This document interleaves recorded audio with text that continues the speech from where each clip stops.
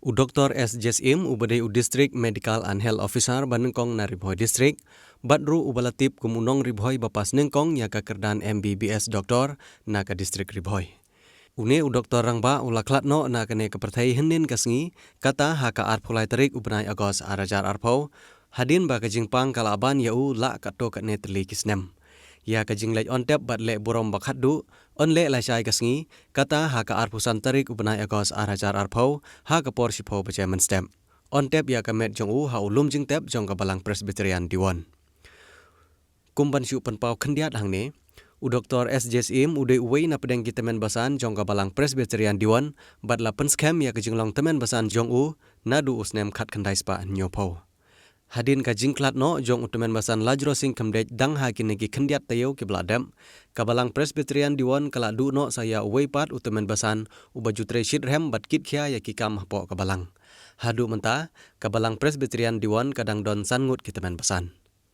U Dr. S. Jesim ude u DMHO Banengkong jong ka Civil Hospital Nongpo, udeiru u Medical Officer jong ka Leprosy Control Unit ha umden, bat udeiru u State Leprosy Officer hadu kisnem ba unsong thaj no na kakam jong u kumu doktor. Hadu kini kisngi kiba ka jingpang kalaban ya u, udang ai ka jing syakri syaki pajba, da ka babu ya ka klinik ban sumar brew hakmat ka yang sa jong u hadiwan. Kawai na kikam ajing sekri jong u kumu doktor ke basa jing kenmau kade ke ba ude wei na pedeng ki doktor ubalalej ban ai ke jing sumar ya riu paj ba ki ba poiwir ha ke jing khi jong athma ba ha kari Bangladesh house nem khat khandai spa nyo powei kumu briu bostat bar bo syampang nalor ke kam syakri jong u ya ki paj ba kumu nong sumar ya ki nongpang une orang ba ula terwa yelade ban long kumu nong mi khmat paj ba na ka mau hati constituency na ka parti NCP henry uklemla ban job ha kane ka sin yele.